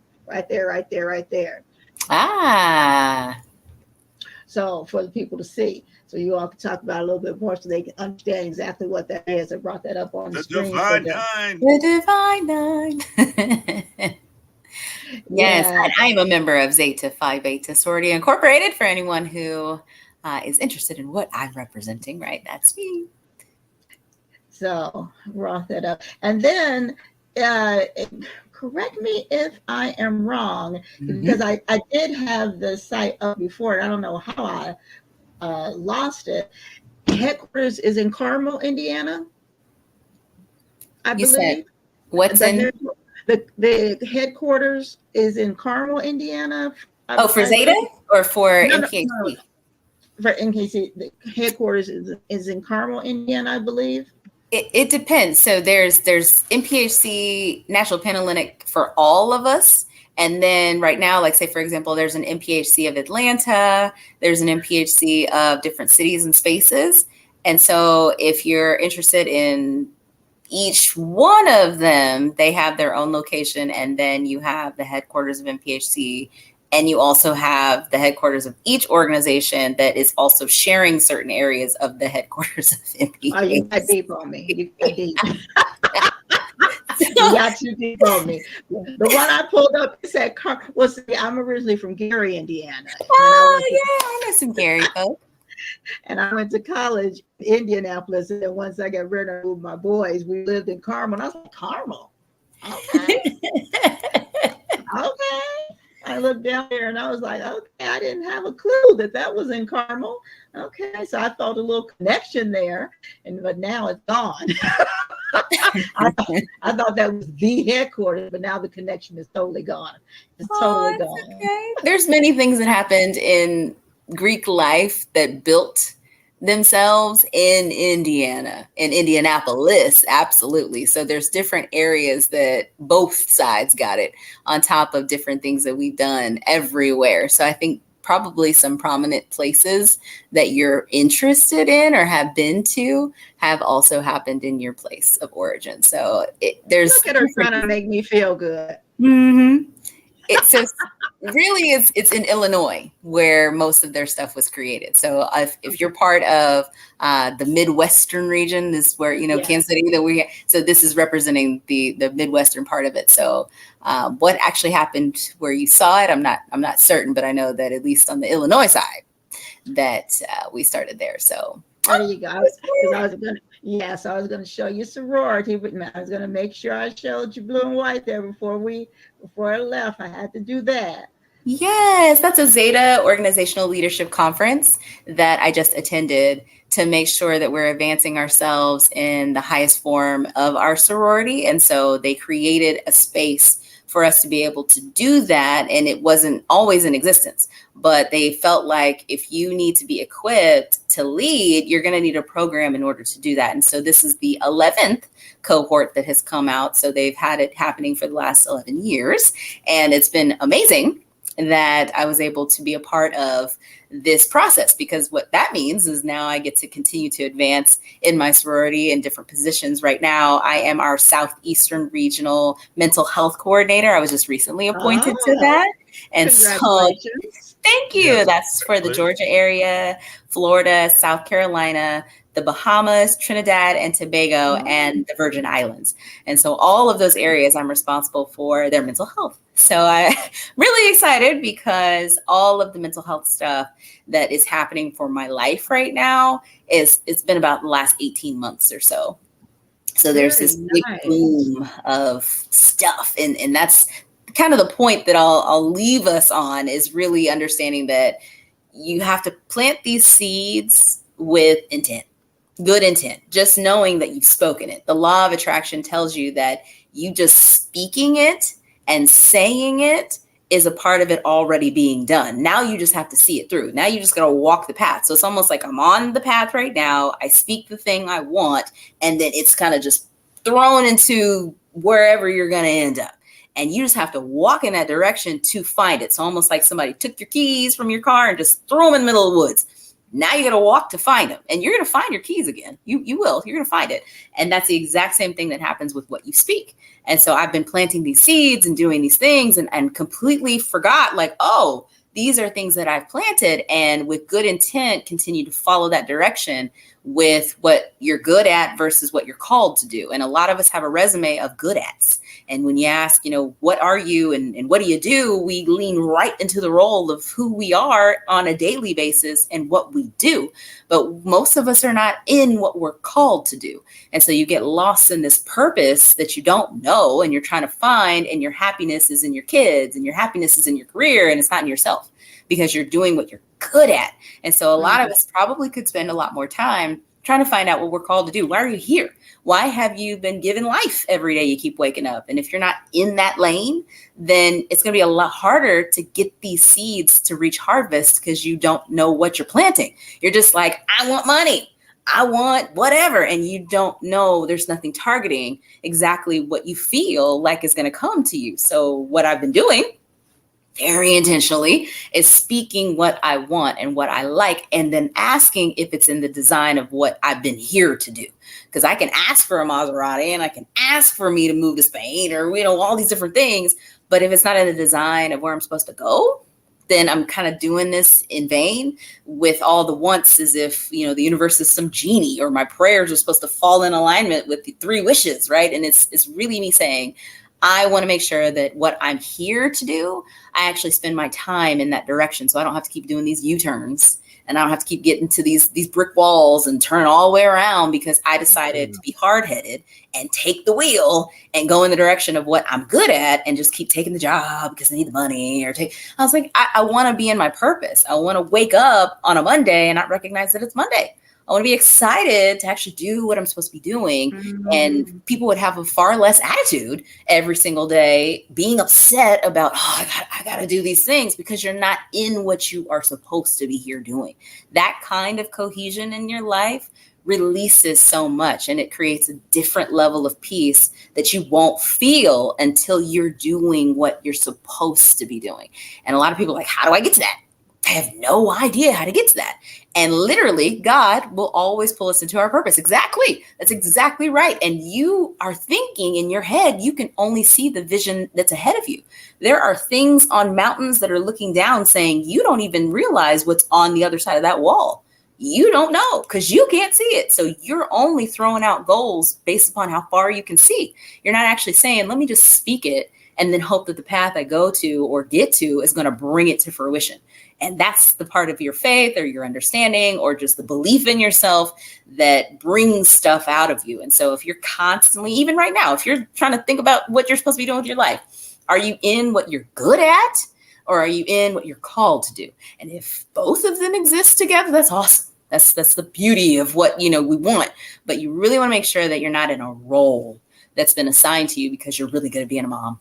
You're really good at being a daughter. You're really good at being a wife. You're really good at being this person in this CEO role. But is that what you really feel? Are you happy? Do you have happiness? Do you have peace? Because if not, you might not be in alignment with what you're supposed to be doing. So you keep chasing these ideas and running this rat race because you're not actually in alignment with what is going to create a sense of, peace for you. So I hope that when you find your sense of worth, your sense of self and esteem, again, connecting to the relationships that you have and all of the different things that you do, that it comes from having a sense of self-worth in what you're actually here for. And that when you plant these seeds, you're doing it with intent to not just get it because you don't want to be left out, but I really feel that this is what is supposed to be for me. And the more that you align yourself to that, doors will fling open. And you're wondering why, like, all of a sudden, every light, how you drive down the road, every light is green. Yeah. And you're like, oh, this is great. I haven't had to stop. That's exactly what will happen when you align yourself to what you're supposed to be doing. Other than that, you're going to have a job. Yeah, you might retire from that job. You might be fine from that job. You absolutely could live in a space where you are okay. But when you have to think in terms of how many summers do I have left? How many winters do I have left? Are you using your time wisely? Because I can say I want to live to 90, but that's also me recognizing I have maybe a little less than 60 summers left. So if I'm not doing so well with the first few that I've had in the last few years, maybe I should be reevaluating how I'm spending my time so that every time a ball drops, I'm not just like, oh, new year, new me. And then I am nothing. different every year. So it's these seeds. What you're looking at is just seeds and hard work of tears and blood and sweat going into something that I wanted to happen, not even for me, because these lessons aren't for me. This book is not for me. I thought it was. I was like, but you can't write from pain. You have to write from wisdom. Because I'm going to write you a story of a bunch of pain, a bunch of hurt, and I haven't learned anything. And I'm going to give you poor information because you're not listening from me. So I'm trying to find spaces of wisdom and clear out areas that can help me continue to build. So the exact same thing I will tell anyone who's listening, all of the ears that are going to hear this entire broadcast. It's about finding who you are and reconnecting to pieces of you that you didn't even know were lost. And most of that is from a previous version of you haven't gone back to and said, come this way. I want you proud of me. I love you. You are enough. All those things I've been telling you for all these years. I apologize because I didn't recognize that you were listening. So I'm over here in my bad relationships and my bad stuff I got telling me about who I'm not. Meanwhile, 8-year-old version of me heard all of that and was like, dang, we're not? I thought we were amazing. And so you got to go back and grab that person. And then you sow seeds from there. And the wisdom that you have comes from that. And then your law of attraction actually pulls in what you're called to do. So that's the magic of what's happening to me right now. Because it looks like, oh my gosh, what's that? Literally, I'm walking to my purpose. I chose to, because I used to do what I'm good at. And now I'm like, nope, I will not ask for any more Indeed job applications to define how much I'm worth, because that was absolutely the determining factor. I'm going to tell y'all what I think you should pay me based upon me applying to your job. And I'm going to only hit that ceiling and say, that's it. Great. Because the job told me so. And now I'm like, I can actually do more. Let me try to do more. And when I found out I could do more, oh my goodness, floodgates, right? So that's what you're watching. You're watching the more. There you go. So y'all, look. Nuggets. Her cash app is. There you go. It Speaking says of Therapy monetizing. Thursday. It says Therapy Thursday, but it is Wednesday. Okay, for you that are watching this live. Wow, that was platinum on so many levels. Yeah, that was spiritual on so many levels. Thank you. That was real on so many levels. That was thank you on so many levels. On so many levels, yes. That was, I don't know how many levels and ways to say bless you, thank you, namaste. I don't know. I mean, seriously. I love it. Thank you. I keep it real on all the levels, and my God, just thank you. Thank you. Thank you for being you. Thank you for going through and doing the work that you've done on you. And thank you for being here. Thank you for having me. I told you before you got here, like, it is going to be such an honor, and you have lived up to that for sure. Yes. Oh my God. And everyone that is here live, oh my gosh, Buffy, our 6 months ahead version of us is whispering to us. Ooh, need to get quiet and listen. Buffy. Sally, yes. You got up on the screen, yeah. That was up there. Thank you for being our guest tonight. You're an amazing and accomplished person. Namaste. Yes. For those who are here right now, I know we always have a lot of people who are here that just never say anything. And we respect your privacy and everything. But for those of you who are here and just put a dot or something, you got to say something. I know you felt that. Stop playing with me. Stop playing with yourself. Y'all felt that, okay? Come on out the closet, because we know you heard it, okay? Y'all felt that. And I'm, make sure that you go to her pages. And, I'm always saying, as far as subscribe to us and all that, I'm getting ready to tell you, make sure you subscribe to her pages. Make sure you follow me. That Therapy Thursday is still rolling at the bottom, honey. Make sure you get over there. I'm going to get over there on some Therapy Thursday. I'm going to say this to the male listening audience. Absolutely. Right? If you find a way to man up, this is the way to man up. Get in here, check this young lady out. Yeah. Okay. What she is bringing to us is generational.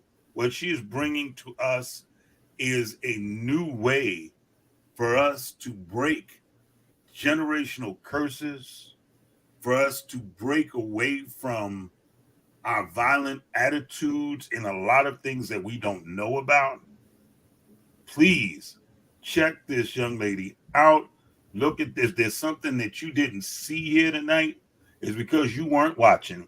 That's why we have a replay. Take time. Look at the Put replay. your earbuds in. Put your earbuds in. You know what I'm saying? You know how y'all do when you go to the reading room. Y'all go in the reading room, put your earbuds in while you're sitting there and listen to this, because this is real. Yeah, tell your followers to going down to my Facebook page. There's almost all our links are on the show tonight. Yes. Most definitely. And go back and look at her website. Go look at her Instagram page. The website for sure, because it has a link to everything that we talked about tonight. That website does. Let me go back up here and put the website up there, right there, that website. And I'll say it for all of those who are listening and not watching. It is www.SHEERLLC.com. Did I say it right, brother? Because my lips. www.SHEERLLC.com. What she there said. You go. Yeah. Okay, so you heard it in the deep voice, and you heard it in my voice, and we both said it correctly. Go check out the website. The website has links to absolutely everything that we talked about today on it. So I would suggest that was the best one to go to. And then once you go there, then you can follow all the other ones, all of her social media and everything. But you can get to everything from her website in order to find the podcast, the book, everything. If you want to make appointments with her, you find out where she is, because it has to contact. I ain't gonna say it had a map up there, but it did. It did. It made me a little uncomfortable what it did. I don't know what. It made me a little uncomfortable, but it did have a map up there to something. But definitely go to the webpage and check her out and make sure you follow, because the knowledge and the platinum nuggets that she dropped were heavy. I'm going to call them platinum boulders. I was going to say they boulders. Yeah. They were boulders. They were boulders. And I'm so glad that you hung around with us longer today, and you felt comfortable enough to stay on here with us. No, it's real, because I wish I could show you my screen. I just marked your website as a favorite. Okay, because I know I'm coming back. I'm not even gonna lie. I'm not even gonna try to do anything with. Yes, look right here. I'm coming back. Okay. Appreciate your support. Okay. Yes, that's why I had to slow him down, because he would have laid down on the sofa. He had a whole therapy session. Oh yeah, I did. I'm waiting for her to send me an invoice. I know him. I had to interrupt him because he got to going, and then he'd been in tears, and he'd been talking about. I had to stop him. Because he found one of his people again. So I had to stop him. Well, I mean, you have to embrace your people. I know. I know the look in his eye when he's found his people. When we find ours, yes, I'm looking at you. When we find ours, no matter where we find them, embrace them. You are an educator. Yeah. That's what you do. You educate on so many different levels that there's nothing for us to do but listen. So I'm here. Send me the invoice. Okay. That went out to the world. That went out to the world right there. That's good. All Yeah. those 150 countries right there. That went out. And yes, I'm very grateful. And do you feel empowered? I do feel empowered. I feel uplifted and inspired and very grateful that you had me here today to share this message and that you have left me feeling so warmly, introduced to this platform. And I can't wait to continue to speak to you in the future. Absolutely. And like I said, seriously, as far as with StreamYard, I'd be more than happy to introduce you. I'll send you my link, my referral link, so you get a little discount and everything in there. And I'd be more than happy to show you whatever you like to know in reference to it. I'll send you my link when I get off of here. But it's definitely a great platform. Do you feel like you empowered others tonight? You know what? Based upon the responses and the conversation that we had, it helps me to know, and the feedback helps me to know that I have. I'm always grateful when that happens, because your work is in vain if it's not actually helping others lead themselves. And so, it's great to have all the knowledge, but the point is to be able to share it and teach. So if that has been happening for many individuals, I absolutely feel the same. This is the first class I've listened to. And I don't know how long. When did I graduate college? Back in the 70s? Yeah, it's been a long time. Barney Rubble. Look. Why you gonna put it all out there, okay? Y'all are so funny. You are so wrong, okay? So wrong. Just because Vivian Thomas was a classmate of mine. That ain't nobody's business. Okay. I know the Divine Nine personally. Why you got to tell everybody my business? I'm just saying. You still have the tablets from your class, but go ahead. And I'm not talking the digital one. A matter of fact, the wife told me to move them. She wanted the dust behind them, so I have to make. I just feel like if tonight was the Pentecostal church, like they'd be laying all on the floor tonight. They'd be laying all out.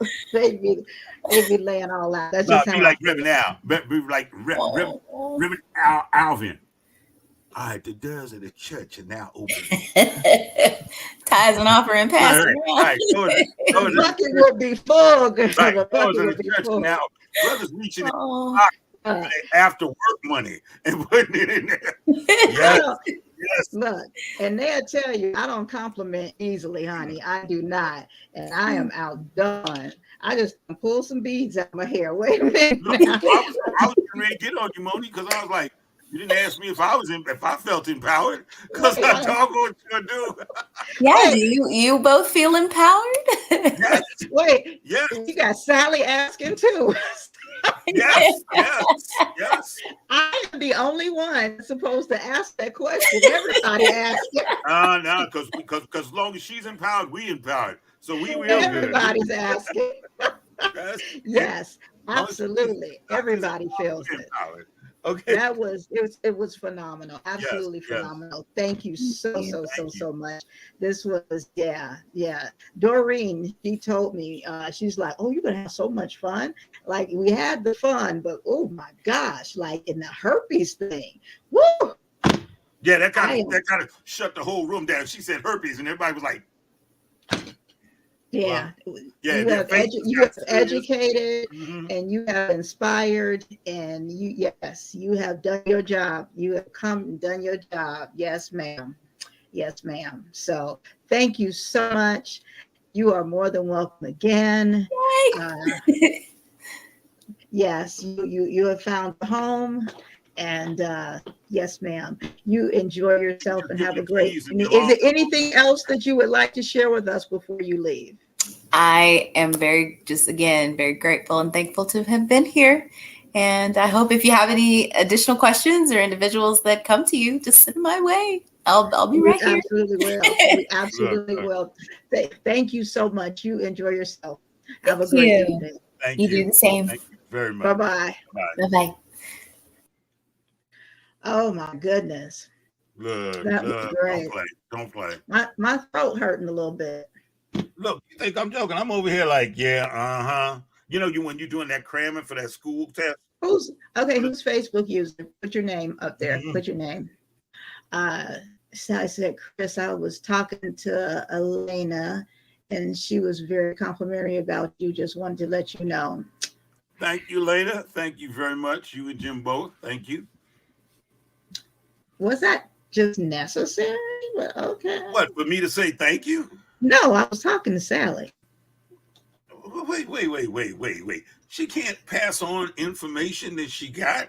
This whole She show could is about passing on information. So she why could couldn't text you you pass that. She could have information? texted you that. Wow. Ladies and gentlemen, you can tell who my friends are, right? As soon as the guest leaves, all of a sudden stuff starts flying. See, What? She could have texted you that. It wasn't necessary. now you read it on there. That was on you. But I was just trying to be nice. Anyway. I appreciate it. You're welcome. Who's a Facebook user? Gives us 2 thumbs up. What's your name? Tell me your name. Tell me your name. And she got a long one here. She called me and we chatted and we were talking about the show, and somehow your name came up, that you were very smart and a lot of fun and very educated. And of course, she also mentioned Moni too. I don't like how that came out. Good. Why? Because I finally got the smart and that's what it was, right? It's like he got the smart and some. I just got the good things about you too. Okay. And also Moni was mentioned. Don't it feel funny back here on the tail? No, not at all. I'm fine. Oh, that's because that's your first time being back there. I'm fine. No, I'm thank you again. I appreciate I'm it. Good. Great show. Great show. What is this?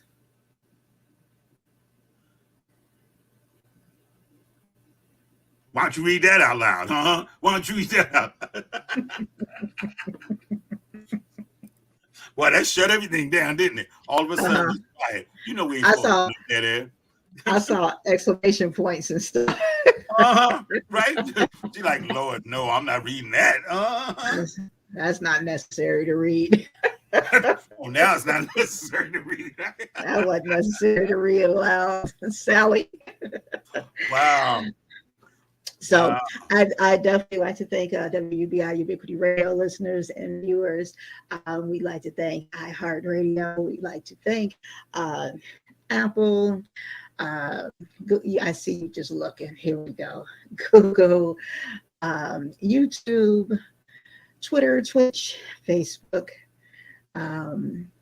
Twitter. Did I say Twitter already? And all the other great platforms that we're on, but I can never say mention all of them. I'm just trying to clear things up. It takes a minute. She said, I'm just trying to clear things up. It takes a minute for me to respond to your comments, and then you don't say anything. See. You cold-blooded. You know what I'm saying? It's okay, Sally.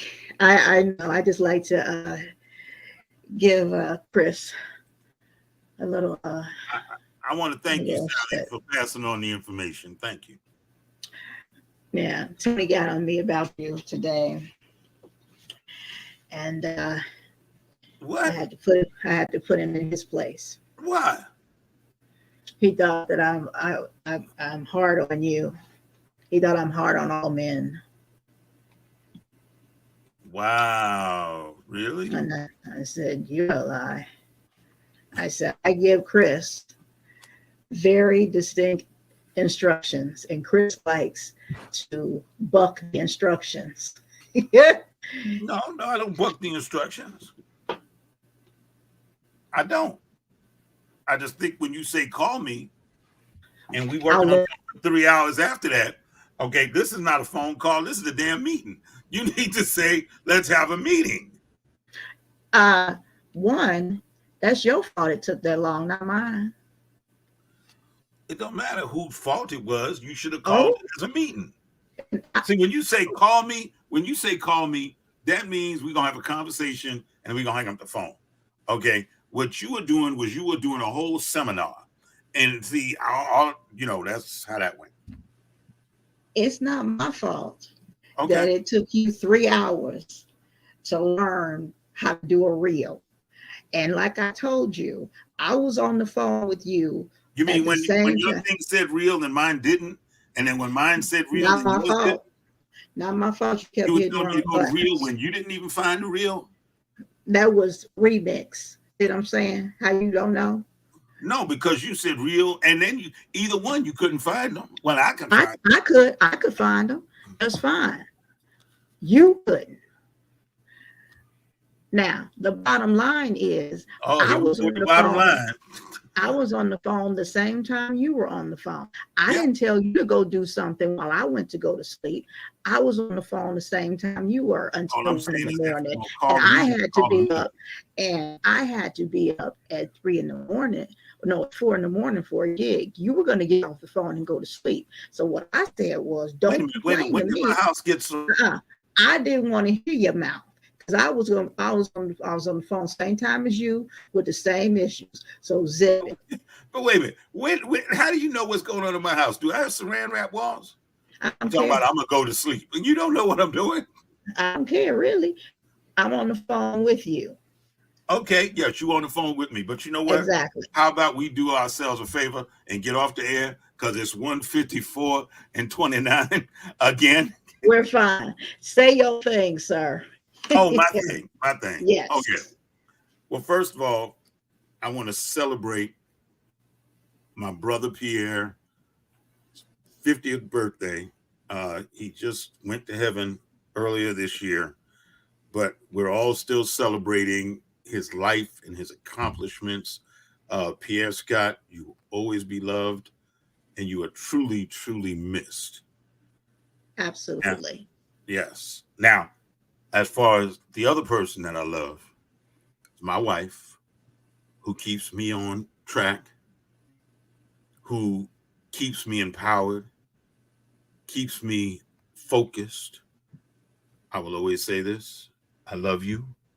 Thank you very much for all that you do. Back to you, boss.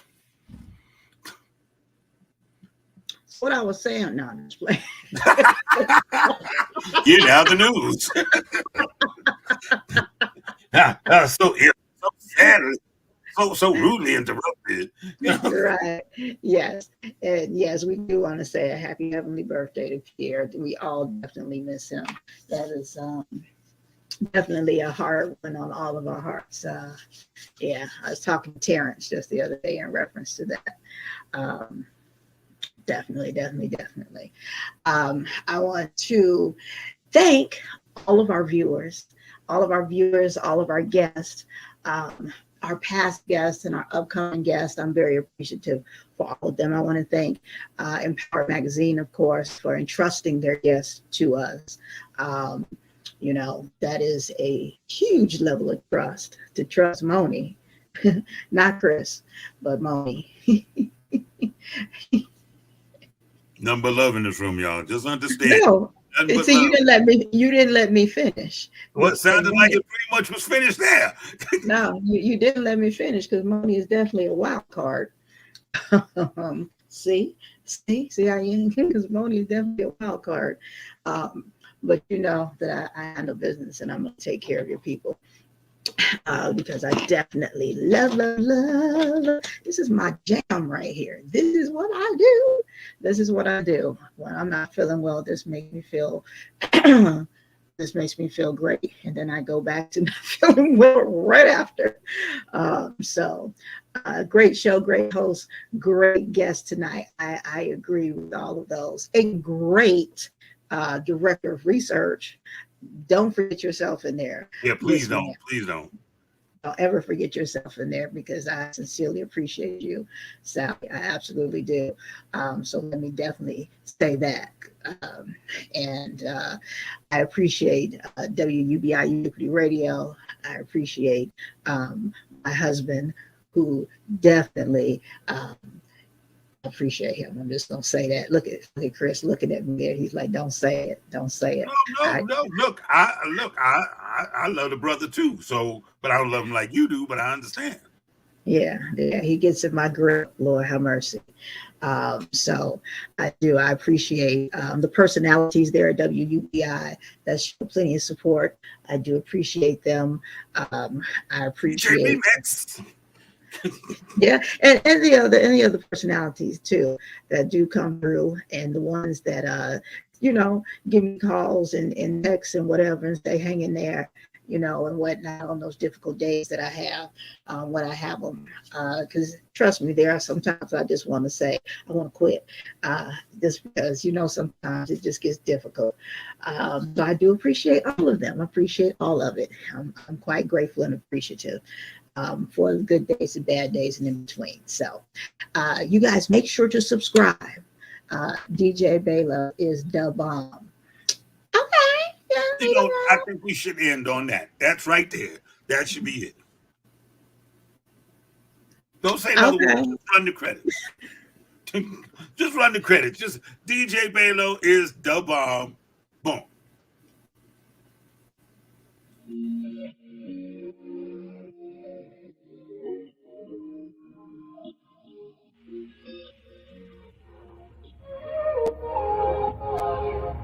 Can we stop the arguing?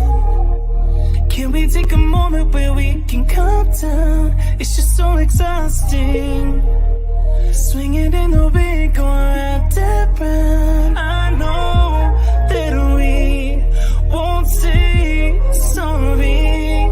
You beg and I plead, but my heart can't beat until I feel the vibrations. I wanna give you vibrations. I know that we won't say sorry until I feel the vibrations. I wanna give you vibrations, baby. I see me addressing you. Let me put the smile right onto your face, tracing every inch of you. Using my tongue to find your happy place. I know